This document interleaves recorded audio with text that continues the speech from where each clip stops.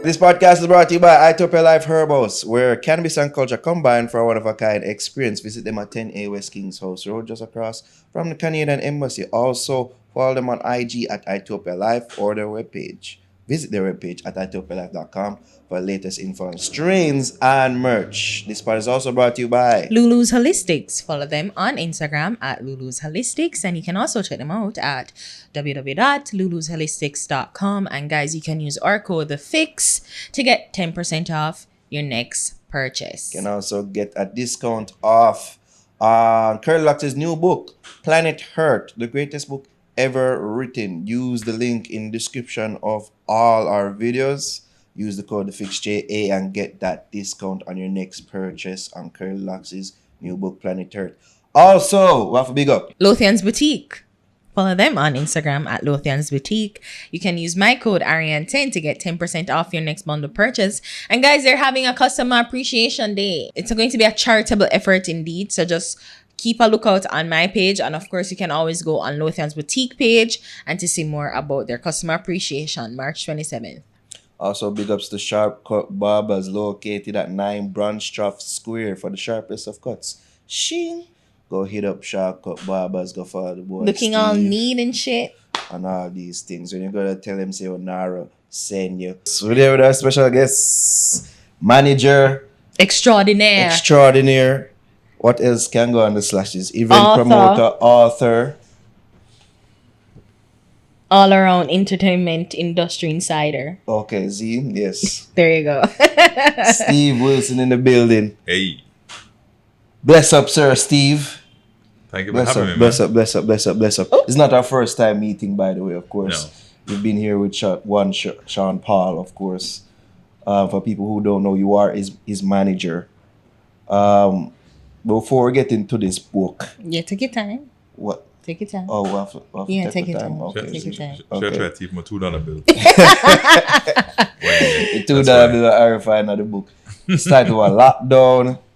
Look down. Look down. Sorry, because Look down, shit you may have missed. Yeah. Shit you may have missed. All right, pictures and text by Steve Urchin Wilson. All right, there's the book right there. Yeah, okay. Yeah. To Go a get it close on up. Amazon. But before we get into all of that, your manager, Sean Paul, just want to ask you, how is it managing Sean Paul? How did you first get involved doing that gig? Well, all right. First of all, I'm part of Sean's management team. That's the way I would phrase it. So I have a partner, Jules Dougal, Yeah. who is based in Cayman right now, but used to be based in the States when we first started working. And then the other part of the management team is Jason Jigzagula Henriquez, Sean's brother, who is like the musical driving mind, somebody, the brain behind Copper Shot Music sound system as well. So that kind of rounds out the team. So to jump back in history, I knew Sean from swim clubs in high school. So I never really swam much. He swam a lot. I used to like hanging around him. I like the sweatsuits and I like the girls, so, and obviously so did he. So we're connected on that, and we just kind of knew each other from around. And then when we first both started getting into music was I got a job at Solid Agency with Sharon Burke. So did Sean. And we both were kind of around there. Sharon was helping to try bust Sean as well at the time. Sean was going to studios, checking, various producers, stuff like that. And we were just kind of, we'd always align and we'd always talk. And then I went off and started doing my 10 million other things in the music business. And then Jeremy Hardin, who was managing Sean at the time, called me and said, hey, Sean is really starting to take off and I need somebody to go on the road with him. So I was hired as a road manager.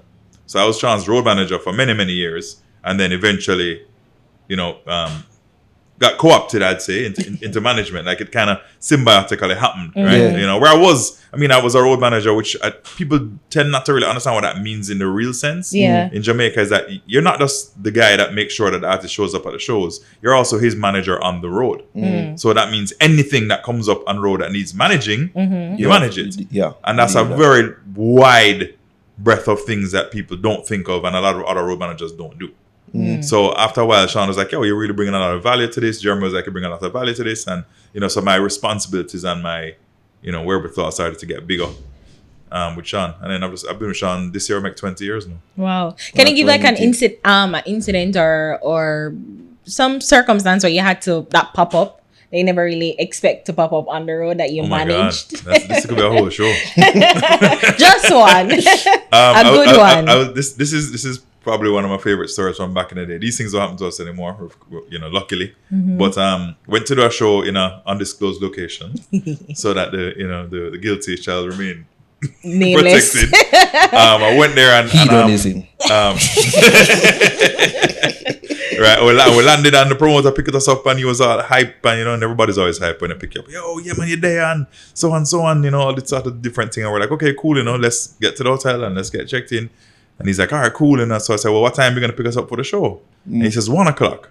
And I said, 1 o'clock. Wow, that sounds late. You don't think you should come for us earlier, come for us like at 11. And he said, no, man, the club not going to get full till, 1, 2. So 1 is good. And I'm like, but aren't laws in this place, such that things would have to end at 2 or 3? And he's like, no, man, you're good. I say, sure. He says, reassures me many times that this is fine. Okay. I said, all right, cool. So we go to the hotel. I eventually convinced him to push it back an hour. That's what happened. So he went from 1 to 12, right? And at about 11:15, he starts calling me frantically, blowing up my hotel phone, calling my cell phone. Yo, you need to come now. You need to already know. Yo, you can jump in a taxi. You need to get there. And I'm like, what's going on? This guy too just finished reassuring me many, many times that we don't need to be picked up until whichever time. He's now freaking out. So I called Sean. I said, yo, hurry up, get ready quick, we have to move. Why? I thought you said 1 o'clock. No, hurry up, we have to go. Okay. So he came, he picked us up, we run downstairs, we jump in the car, we're driving to the venue. I'm like, what happened? What's going on? He says, boy, big crowd came, much bigger crowd than he anticipated. And to be fair, it was a time when Give Me the Light was really blowing up. So people, he was like, I'm doing a regular dancehall show. Other dance artists, one other artist was on it, and he thought that would be fine, that guy could keep everything cool until. But then what happened was a crowd showed up that he didn't really anticipate, right? So he's like, they're going crazy and they're going to destroy the place if Sean doesn't show up quickly. Jesus. So I'm like, well, how long has this been going on? He's like, about 2 hours. I said, what? Like, why you didn't call me an hour ago, right? Anyway, so we're driving into the venue and people are leaving. People are in their cars, even people are walking to their cars, and he's winding the window down, shouting at people, yo, Sean Paul in the car, yo, the DJ in the car. And I'm like, bro, you can't do that. Stop doing that. People will rush the car. Oh, sorry. Okay, drive on. We get backstage, and Sean is like, can I get one drink? And he's like, no, you have to go out there. No. And we're like, all right, okay. So rushing down, and then there's these double doors to the venue. And we're, push through these double doors like gangbusters, like we're about to like rip the place up, And there's a dude in there with a broom, sweeping the place. Not a soul is there. Steve, what you telling me? So we're like, what is going on? And the guy's like, oh, police came, pepper sprayed the place. People freaked out because there was a riot basically brewing. Because these people were like, yo, you promised us Sean Paul, we've been here for 5 hours now.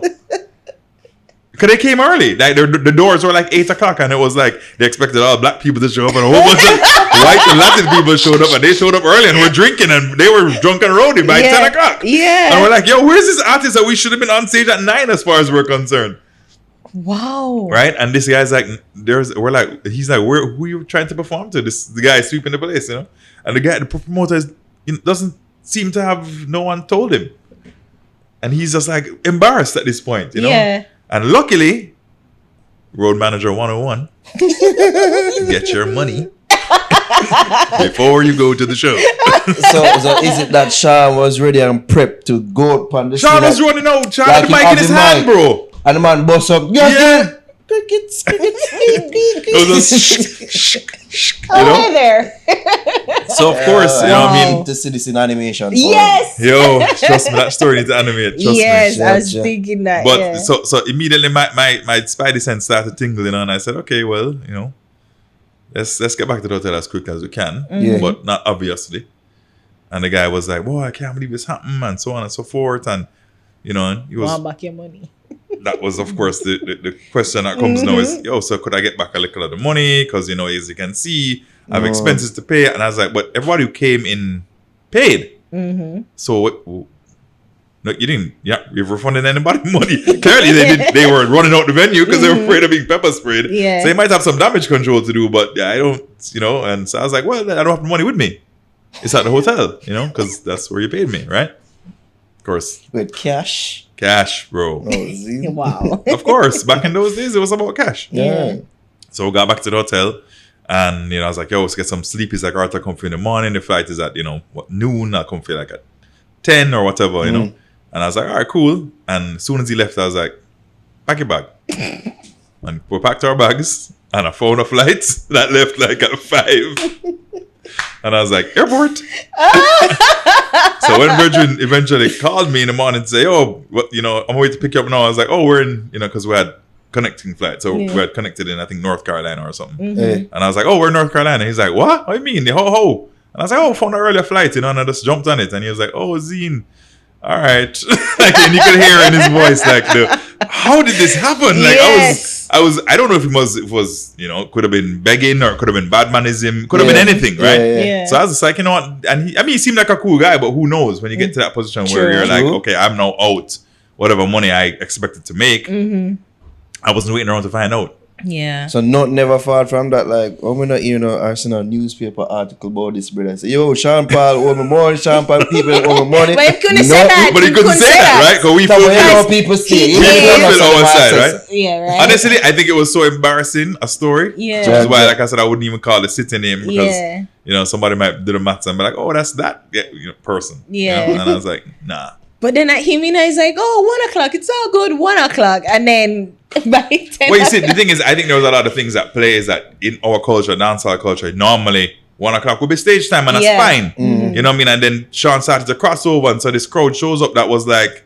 not a crossover crowd, and he was like, he didn't know what to do. He was like, "Who are these people? Because that's not even my crowd, really." Yeah. So I think he just genuinely was caught off guard. That's why you must always have the people them there, like lounging, lining. You never know what may happen, just run out and get it. But I that's guess hilarious. Whole heap of That's stories like that. I mean, hilarious. So your role still stands at road manager right now? no. So No. no, I'm now, like I said, part of the larger management team. Yeah. I do go on road sometimes, but most of the time I don't. We do have a road manager now who goes on road with Sean, somebody who I groom very carefully, and every once in a while, like I said, I still go. Like if it's a show that I think is going to be particularly complicated Yeah. or particularly important, or a big show where there's a lot of contacts to go and garner, which I was going to say. The other thing, to me, one of the things that I think a lot of road managers miss is the opportunity to collect contacts. You know what I mean? That like you're there, you're in a room. Like I remember, first time being in a room and we were somewhere and Puffy walks in, and he's talking to somebody and he turns on and he's like, "Hey, you're Sean Paul, you're that kid from Jamaica. Oh yeah, you have that song." And I'm like, I don't know if I'm ever going to be in a room with Puffy again. I'm going to try to get his phone number. No, maybe I won't, but I'm going to try. Yeah. You know what I mean? Because that 2 weeks later when something happened, I want to be able to be like, "Oh, I can link him." I mean, he may not answer or his Yeah. number might have changed, Yeah. which of course happens, but it just became a habit for me where I was just like, I immediately be like, "Hey, excuse me, can I get your number?" And 99.9% of the time, the person says yes, even if they don't really want to. Because they're like, "Oh, this is going to be awkward for me to tell you no." No. Because Yeah. obviously, I have a phone number. So for me to tell you no means I'm directly saying I do not want you to contact me. And if that's the situation, I'd rather know right then. Which Right. is right. Right? So And of that percentage, how much actually fall out to any type of business? Yeah, A person that contacts you. Kind of. I mean, if it's 10-15%, that's still plenty. True. Yeah. Wow. And sometimes it's like you never know. Sometimes it doesn't fall to business for me, but you might call me and be like, "Yo, you have a number for so and so," and I'll be like, "Actually, yeah." And if you have what your proposition is good, I can link him and be like, "Yo, this guy wants to do this thing," and he's like, "Oh, that's valuable. I've given you my number for a reason. You've now put me onto something that's valuable, even if it's not with you." Yeah, but then I was saying, like, how you even get the confidence? Well, that's weird, a weird question, but like, how you get the confidence to even go up to somebody like Puffy and say, "Hey, Diddy, I want your number." Like, how you strike I mean, up a conversation with him? I feel like you either just you fake it till you make it. You know what I mean? Like I think that was the thing to me is like in the beginning I felt like in Jamaica I was well known and I had done a lot of promotions and I'd worked with a lot of artists. So like I kind of knew my way around and I was confident in what I was doing. And so I just felt like, well, all you can say is no. But if it's a situation like where I felt like, wow, this person's way bigger than me, I was like, I'm going to step to them as if we are in the same room. So what makes you better than me? You know what I mean? You put on your pants one foot at a time like me Which is too. right. So I'm going to ask you. You know what I mean? I see my approach you take with girl now when you look them. Absolutely. I can't say no. But it hurts here. It hurts here in the It heart. hurts a lot less when a guy doesn't want to give him a phone number. You know what I mean? I don't really care. I'm like, all right. And then I'll just be like, "Oh, that guy's an asshole." And then I have a legit reason to say that. You know what I mean? Yeah. That's when people, talk about him, I can say, yeah, that's true. That was my experience as well. You know what I mean? So So are you directly involved in, say, like the organizing of collaboration and musical decisions? What type of management would you say that you do right now?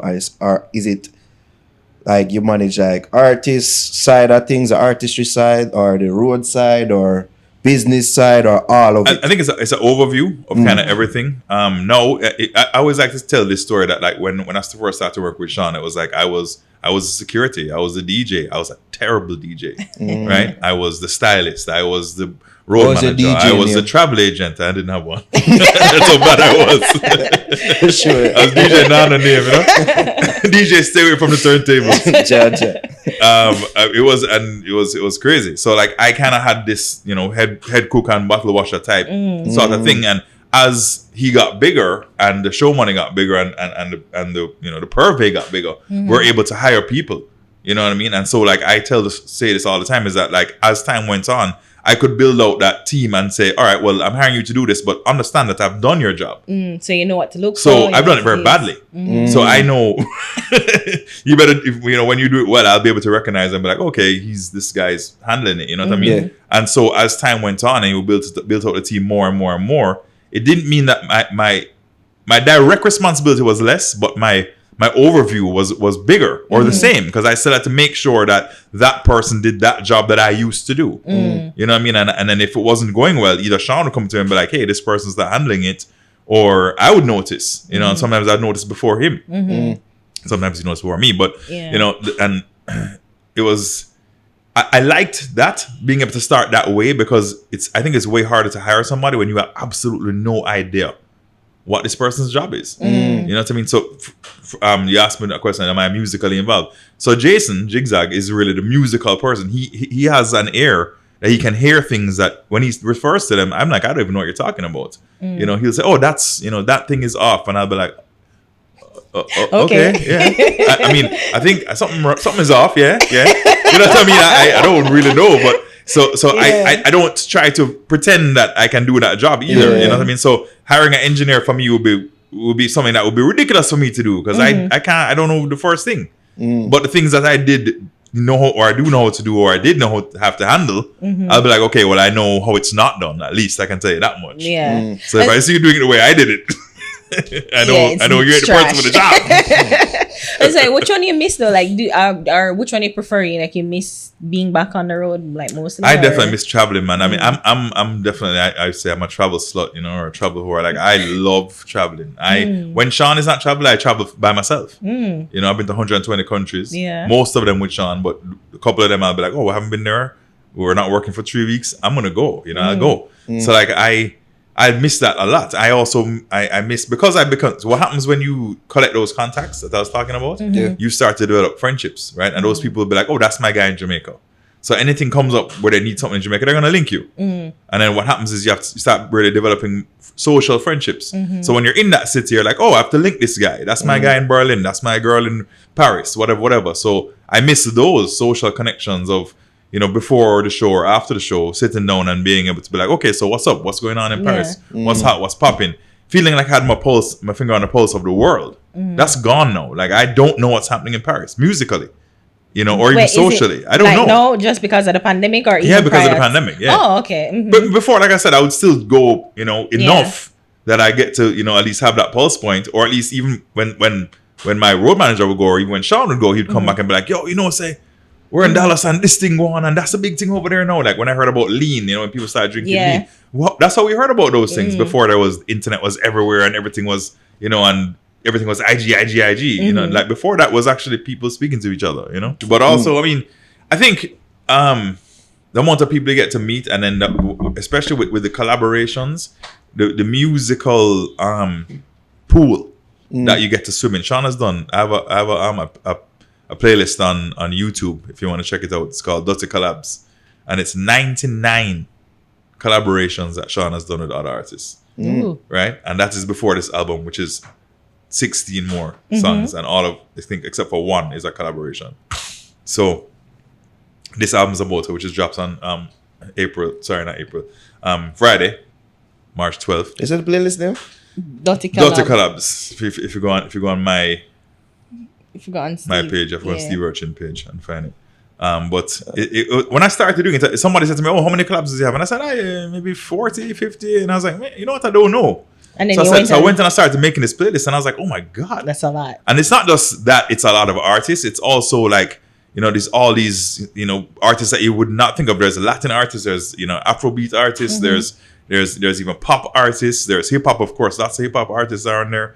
And what happened was, it just became this thing where people were like, oh, his voice occupies a space that no other voice really occupies. So it's like, until you have that frequency on your record, it's there's a meme that went around on Instagram that was like, the producer's like, yeah, this record's finished. This doesn't need anything else. It's perfect. And then it shows Sean, looking through the half round down window. Like, oh yeah, you know what I'm saying? So it's like, and Jake Gyllenhaal actually said it last year. He was on a radio show and he said, there's no record We do that with Tom exists. Holland, I right? Yeah, he Yes. said there's no song that exists that Sean Paul can't make better. Yeah. I think that was unpopular opinion. I saw it. Yeah, and I was like, yes. yo, you know something? That's It's actually true. Mm-hmm. There's I never been a remember. remix that he went on and people were like, oh, I prefer the original. Never happened. I don't know him. I bring theme style Flavor. and theme. Yeah, Yeah. exactly. Our swag, our style, our flavor. I mean, that's the other thing. Sean's a dancehall ambassador. So that's another thing that makes me super proud. To be able to be like, I've been to 120 countries. We've carried the flag of dancehall, carried the flag of reggae, carried the flag of Jamaica. Where you land there and people are like, oh, you're from Jamaica. And you're like, yeah. And they're like, first thing out of their mouth is Bob Marley, right? Or weed. It's one of those two things. So to add to that list and be like, okay, now it's like, well, my experience of Jamaica now is now Sean Paul in Ghana, in Tunisia, in all these places that ain't nobody ever been to. Artists don't really go to some of the countries we went to. Early on in Sean's career, we had a conversation and he was like, I want to do it. I want to conquer. I want to be the guy that goes to those places that nobody goes to. I mean, And go and not just go, but go and make an impact. yeah, and, go and go and Right. culturally impact it. That's what Yeah. I'm saying. So I mean, we went to Lord. You I said was forgetting the name Tunisia, of the and I'm like, what? country. Tunisia. Tunisia. I'm Yeah. like, So Sean has been to 23 countries in Africa, right? And if you were to say to somebody which reggae artist you think has been to the most countries in Africa, Sean's name probably wouldn't be first on your list. You'd think somebody who's very like, Rasta or Afrocentric or something. But Sean was very early on, was like, I want to go there. I want to literally bring our culture and our updated culture. Because the last time they heard a reggae song, a lot of them was about Marley song. True. Mhm. So dancehall, they didn't know about dancehall. Some of them did, but a lot of them didn't. yeah. You know what I mean? And I like to think, I can't really prove this, but I like to think that the fact that Afrobeat sounds so much like dancehall nowadays has something to do with the fact that Sean went there in those days and was like, yo, here's my catalog. Here's other artists from Jamaica. Here's, because we used to bring like other music too, and we put other people on. Yeah. And so now you go to Kenya and you turn on the radio and you hear dancehall. You hear lots of dance. And it's just like a second nature now. Yeah, and it's like, they're like, oh yeah, that's our peoples. You know what I mean? And we're just like, wow, there's like massive proudness So when that you comes go, with that. So when you go to like these 23 African countries and other countries around the world, is it a case where like promoters know you and say, yeah, like we want Sean to come, or is you just saying like, I'm going to these countries, well, we're gonna find a you way can't just do that. That to doesn't- go that- to these countries? That does not work. Okay. I wish it did, because there's a couple of countries that I would like to go to that we Yeah. still haven't been to. That it's complicated to go to some of these places. China is one of them. That's a surprising one. We always felt like we'd go not to, so surprised. but I always felt like we'd go to China pretty early on, and then we've had lots of conversations with lots of promoters. So if there's a promoter out there watching this in China, get at me, dog. But it's just never worked out. It's very complicated to go there. But It's, you can't carry your the whole Western language values. thing. Yeah, exactly. All that. But you say that. Jeeping is like, nah. But you say that, but we've been to Saudi Arabia twice, Ooh. right? But We've been all over the again, Middle East. But you don't think? Well, I think that this Saudi Arabia kind of having like a revolution. Well, how recently is this? it was though? last 2 years ago. Yeah, because Yeah. women By just the way, when I say drive. last year, I never refer to 2020. I'm always talking about 2019. Right. So that year Makes just sense. didn't. Yeah, the year that that's never right was. You know what I'm off. saying? Yes. Yeah. Especially for entertainment. Wow. Yeah. But yeah, so you got these places that it means So that, it's usually that they've heard the crossover songs, you know what I mean? So they're like, oh, I know Give Me the Light, even though that's a dancehall song on a Right. dancehall rhythm, right? So when I hear people sometimes say things like, oh, Sean's not a real dancehall artist, it's like, that's a juggling. That was a juggling. You know what I mean? Temperature, that's on a juggling. Like Glue, that's on a juggling. Get Busy, that's on a juggling. These are songs that went top 10 and number 1 in America and in the world. No, I mean nobody else has done that as far as I know. If I'm wrong, somebody please let me know. No, But it's true. I don't think even so. when you think right? of Shaggy, who's the next big cultural ambassador, he's Yeah. an icon out there. He never really did that do juggling like Sean Paul did. No, Yeah, I mean he is on some juggling, but Yeah. his songs, his camp is a much more. He gets together and work with his guys and creates music out of his camp. And massive credit to him. He's had great success doing it, but it's not the same as what Sean had to do. Sean had to traverse that landscape. You know what I mean? With that being said, what do you think separated Sean from the rest? If I'm completely honest, I always say this: work ethic. Sean came up in the swimming world. Sean still trains every day, gets in the pool and swims more meters than I can probably run. Wow. Right? I mean, and back then it was like, just do it again, do it again, do it again, do it again, do it again. That's one of the reasons I stopped swimming, to be honest, because I was like, I can't manage. But you have to have military-like discipline. You have to be okay with somebody saying, well, that wasn't perfect, do it again. And you have to want it. Right? And that's him. That's Sean. Sean is like, yo, that verse I just did in that booth was good, but it wasn't. I think I can do it better. Let me do it again. And he's a studio perfectionist. You know what I mean? And he shows up on time. He's ready when he's supposed to be ready. He does what he's supposed to do. He's easy to work with. You know what I mean? Some people might hear them thing and it may sound simple, but are some basic keys to success that enough people don't have. Well, so here's a big problem. A lot of people treat the music business like it's not a business. It's a business. My time is still valuable. My money I'm still paying for a particular thing. I took a certain dancehall artist on tour many years ago, and he had one song that was going on well, and went on, we did the first show, and after 5 minutes he ran off. And I was like, what happened? And he's like, yeah, that's it, I'm done. And I'm like, no, your contract says 20-minute show. You need to go back out there and finish your set. And he's like, I don't have any more songs to sing and I'm tired.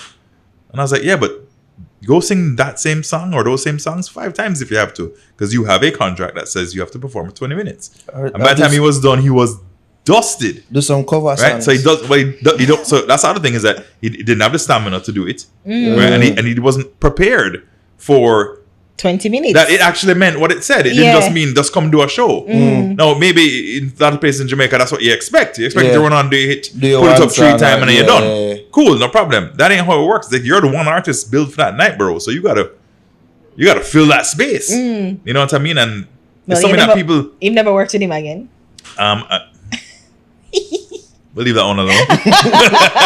Come on, that's what I said. Who the artist? Call him there. I did. Yeah. I tried for a while, and then Yeah. eventually, it petered out. But So what you just said to people who said like, well, Sean have a whole team around him and he's able to. but Sean didn't start with a team. Well, Sean's team was his brother at first. That was his team, and I mean, granted, that makes a big difference to have somebody who's been like, yo, you can do it. Let's work it together, and who's there with you, like, ride or die. That's awesome. But I think most artists have at least that one person, hopefully, doing that with them. But your team builds with you. You don't just walk in with a team. You don't just show up, hey, here's my team. No, it doesn't work that way. And if you try it, it generally doesn't work, because the more organic a team is the better it works. True. You know what I mean? True. And some people would even listen and even probably from Ari's inference probably say, yo, the team did inbuilt. Yeah. So the team did already there. But Yeah, he's good. He's I was all actually going to great. ask you that. Yeah. I mean, like, what about this team? You know what I mean? Yeah, no. built. But the thing is too, I was saying, I wanted to know, like, from you too, how are you a part of building his tenacity? Because I mean, we know or we remember, like, it wasn't really all smooth sailing for him, especially like getting the respect and the admiration here locally. Like, how were you a part of, like, saying, yo, it's all going to be okay, it's going to be in the long run? Were you able to see that vision for him and say it's all going to work out eventually? I mean, I'm definitely a part of that, but I think most of it is just him. Just him. You know what? I'll say this. Sean is a true artist, right? And I think that there's 2 kind of people get into the music business. There are people who are like, oh, girl dede and money dede and things dede. Yeah, right? Why girl first? Yeah, girl, because girl is a big thing. it's a big You know what I thing, mean? Okay. And their drive is, I want to get those things, and then their means to getting those things is the music. So what does that mean? So what that means is the attention I'm going to put on the craft is going to be less, because as soon as those things start to come, I'm going to ignore the craft a certain Yeah. amount because I'm not getting the things I want. Wanted. Right? Whereas if you're an artist, you're like, you know what? I just really want to make music. Yes, if girls and money come, I'm going to be happy. But it's not going to make me be like, oh, so now I don't need to think about music anymore. And I think that's with Sean. He's always been about the craft. Yeah. He's an artist. He's a musician. So I'm building on that though, because I don't want to ask Sean, because maybe Sean have a biased answer. But for me, your perspective, being with him for 20 years, you think that he's gotten better as an artist? Absolutely. Yeah, you think that he's... Well, I mean, listen, if you do something for 20 years and you don't get better at it, you should have stopped a long time ago. I mean, you know what I'm saying? But in what way? Practice makes you better. In you what know? way? Like in terms of control lyrics? of everything. I don't think. I mean, is there anything that you get worse at the more you try? I can't think of anything. No. I mean, maybe an athlete gets to a point where they can't do the feats of Yeah, strength because or, of age or Yeah. something like that anymore. And we've but, seen where artists, like the older them get, you're like, yeah, well, Or- we don't want to hear or- from you anymore. yeah, and well, I think what happens with artists is they drift out of touch with what is out there, and they drift out of touch with what people want to hear, and or maybe they don't care. And credit to Sean, because Sean always know how to like keep in touch with, especially this. Well, I was gonna say it's a nice segue Yeah, into Live and intense. Living, which is the Yeah. album that probably by the time this interview comes out, it'll be out already. Yeah. Because it comes out this Friday. And it's Sean's almost as a tribute to dancehall. It's you know sometimes when we travel, people are like, oh, dancehall not really the thing anymore, and so we're like, no, dancehall is live and living. Like dancehall is bubbling all the time. Like always, things are always being creative. We still put out more records per capita than anywhere else in the world. We put out crazy records in Jamaica, and it's not just Sean, it's everybody. And so Sean's like, no, I need you guys to understand this, that this is a live, bubbling, living thing. And so that's hence the name of the album, Live and Living. And then he collaborated with all, you know, most of the up and coming or presently hot, and some been hot for a minute, dancehall artists that he respects and likes. So I think it's very interesting that somebody of his stature would do something that he didn't have to do that, but he wanted to do it, and he did it on his label, Dirty Rock Production. So it's his money behind it, his power, his energy is behind, his name is behind everything. He's like, I'm putting this on my name, you know. And so for him to do that, I think shows a certain love of dancehall, two, like a loyalty to dancehall. He could have moved away and been like, I'm just gonna make pop records long ago. I would. Yeah, a lot of people would. You know what I'm saying? But he didn't do that. You know? Sorry. Just No, it's strictly I a mean, part for of the real, Latin right? American Yeah. market. Yeah. And because he's like, but this is what I love. This is me. This is where I Yeah. came from. Yeah. I love dancehall. I came from dancehall. I am dancehall. And we no play innocent cause we a sinner boy. Don't make me squeeze up the cigar, yeah, in a boy. Hollow teeth enter and take out in a boy. Lunchtime pass so we eat him for dinner. And if them this father, they must be crazy. Rifle them tall, trigger finger no lazy. Wait, I call